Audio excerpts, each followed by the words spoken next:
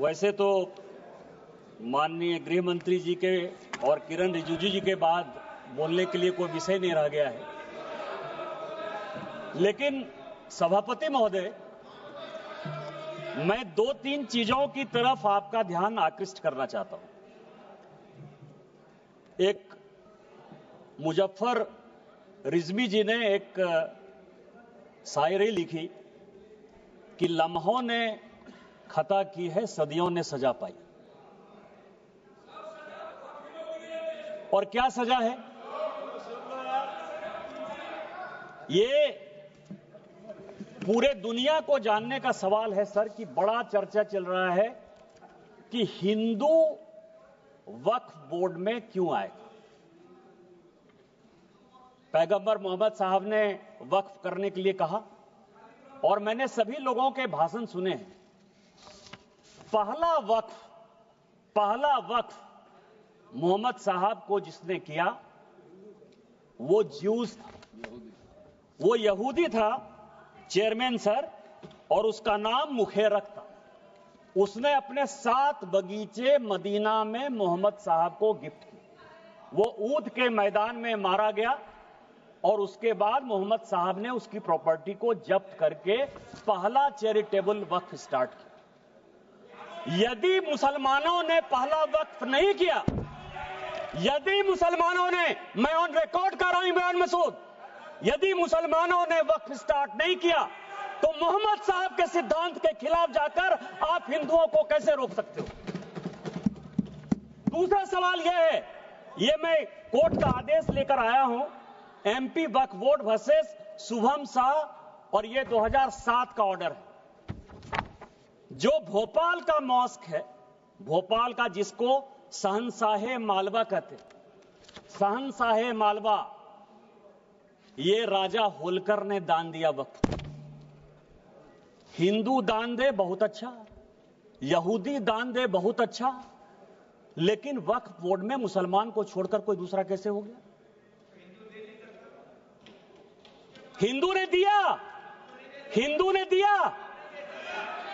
मैं उस पे आ रहा हूं। तो मेरा यह कहना है, ये जितने लोगों ने कहा है उन्होंने पूरे दुनिया को झूठ बोला है। यदि वक्फ जियो ने स्टार्ट किया, यदि वक्फ की संपत्ति हिंदुस्तान में राजा महाराजाओं ने दी, तो किसी कीमत पर आप उसको, हिंदुओं को क्यों नहीं मेंबर बनाओगे? दूसरा सर, आज इस देश में फैसला हो जाना चाहिए। माननीय गृह मंत्री जी ने जिस चीज को स्टार्ट किया और जो छुलाकर छोड़ दिया, यहां गोरी आए, गजनी आए और बाबर आए, गोरी आए, गजनी आए और बाबर आए, तीनों लुटेरे के तौर पर आए ना? आप मानते हो कि नहीं? गोरी को और गजनी को आक्रांता मानते हो कि नहीं मानते हो? और यदि मानते हो तो हिंदुस्तान में सभापति महोदय, हिंदुस्तान में पहले वक्फ की शुरुआत गोरी ने की। यदि गोरी ने की, गोरी ने हिंदुओं के संपत्ति को लूटा और उसी में से 2 विलेज, कहां लिखा है? इतिहास है, इतिहास के पन्ने से आप नहीं लड़ सकते हो। यहां हिंदुस्तान में गोरी ने वक्फ की स्टार्ट की, और आज जो है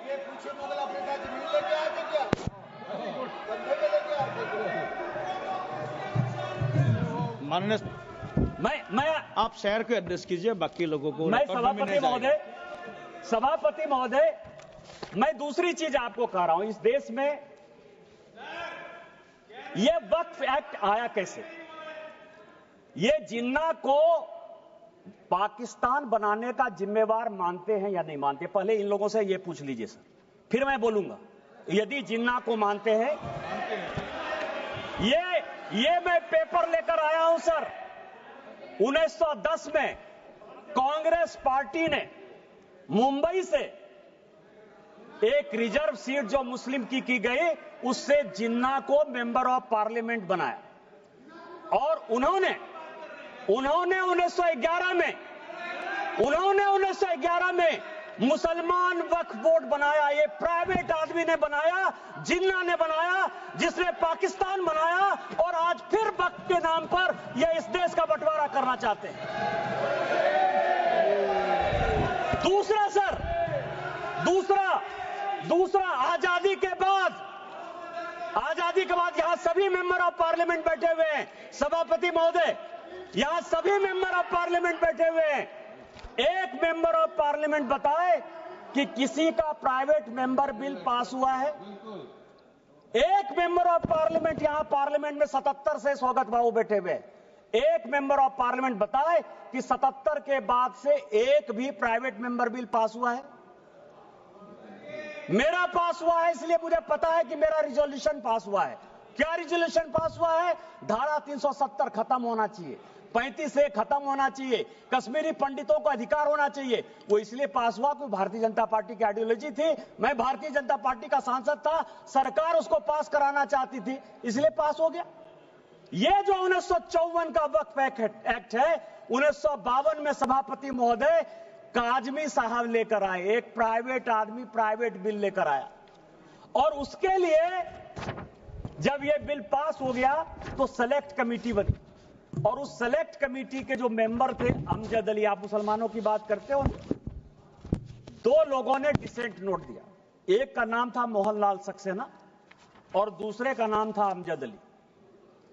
उन दोनों ने कहा, सब कागज लेकर आया हूं, कि अगेंस्ट द कॉन्स्टिट्यूशन है, अगेंस्ट द आर्टिकल 14-15 है, अगेंस्ट द कॉन्स्टिट्यूशन का जो आर्टिकल 25 है उसका वायलेशन है।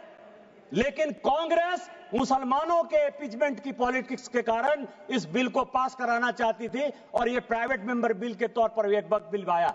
क्या आप गैर सरकारी बिल को जो है सरकारी बिल बनाकर इतने दिनों तक मुसलमानों के लिए एक अधिकार की बात करोगे? किस तरह की राजनीति कर रहे हो आप? तीसरा जो है अध्यक्ष महोदय, तीसरा जो सबसे इंपॉर्टेंट है, जो अनुराग जी ने कहा कि पूरी दुनिया में हमसे ज्यादा मुसलमान इंडोनेशिया में, टर्की में, सीरिया में है, लेबनान में है, सऊदी अरब में। आप यह बताइए कि इस देश में संविधान की बात बहुत करते हैं, हम लोग संविधान की शपथ लेते हैं, मैं भी संविधान लेकर यहां बैठा हुआ, यह संविधान है।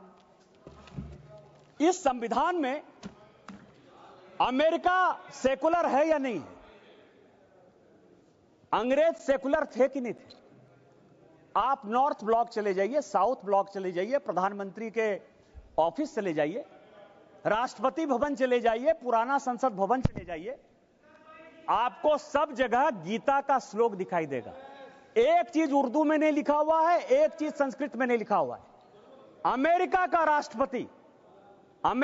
राष्ट्रपति यदि, बस 4-5 मिनट में खत्म करूंगा, अमेरिका का राष्ट्रपति यदि शपथ लेगा तो वो बाइबल पर लेगा। सारे मुस्लिम कंट्री के हेड ऑफ द स्टेट यदि शपथ लेंगे तो वो कुरान पर लेंगे। आपने किस तरह का बना दिया कि हम संविधान के ले सकते हैं, गीता पर नहीं हाथ रख के कर सकते हैं, और आपने मुसलमानों को एक अलग कानून दे दिया। ये पूरी दुनिया में कोई मुस्लिम कंट्री भी ऐसा नहीं है जिसने कि वक्फ को इस तरह का अधिकार दिया हुआ है। क्या आप भारत को एक मुस्लिम कंट्री बनाना चाहते हो?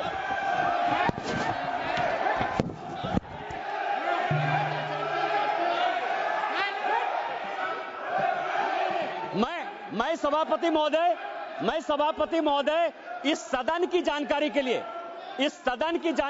लिए 1947 में जब जवाहरलाल नेहरू ने शपथ लिया ना प्रधानमंत्री पद का, तो यह संविधान नहीं था।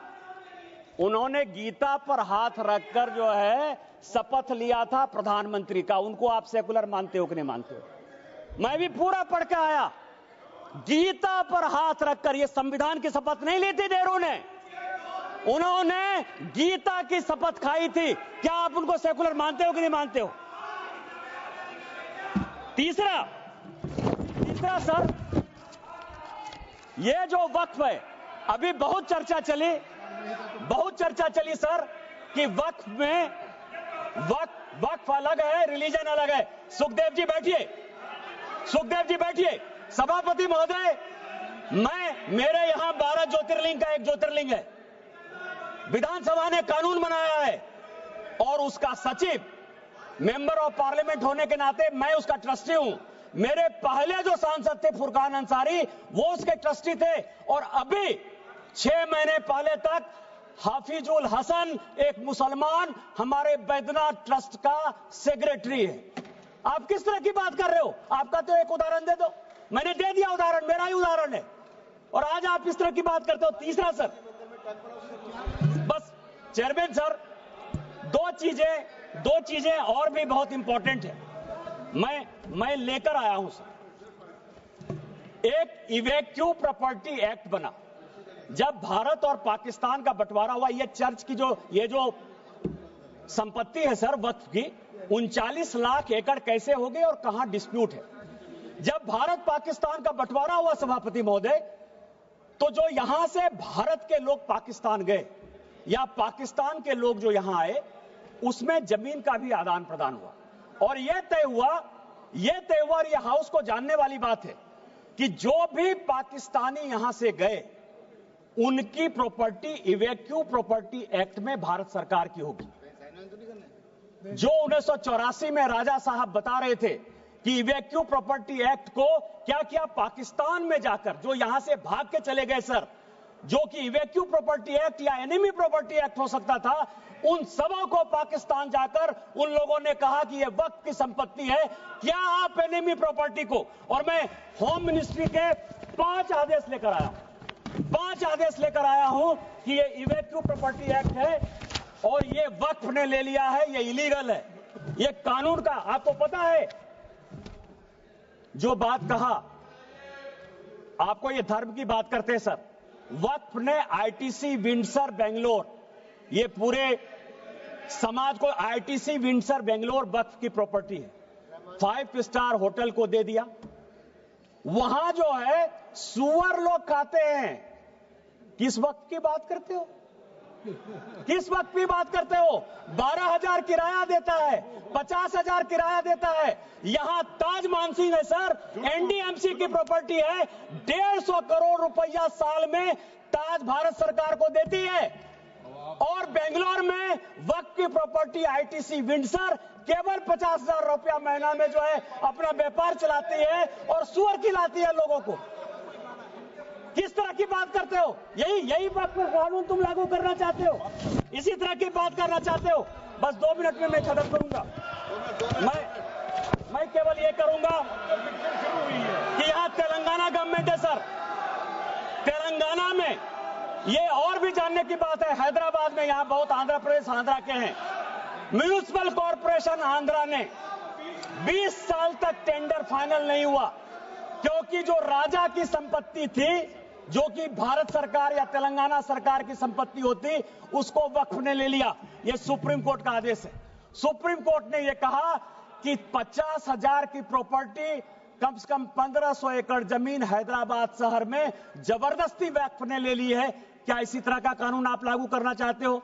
मैं अंत में यही कहूंगा कि चाहे एनिमी प्रॉपर्टी हो, चाहे इवैक्यू प्रॉपर्टी हो, वो भारत सरकार की प्रॉपर्टी है, और आप ये वक्फ के नाम पर नफरत फैलाने की कोशिश करते हो।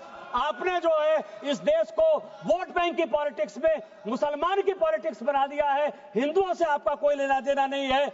मैं अंत में केवल यही कहूंगा कि मैंने समंदर से सीखा है जीने का तरीका, चुपचाप से कहना, बहना और अपनी मौज में रहना, और अपनी मौज में भारतीय जनता पार्टी आगे बढ़ेगी, वक्त को पास करेगी, और हम जो है हिंदू मुस्लिम के बंटवारा को नहीं होने देंगे, एक अलग देश नहीं बनने देंगे, और इस कानून को पास कराएंगे।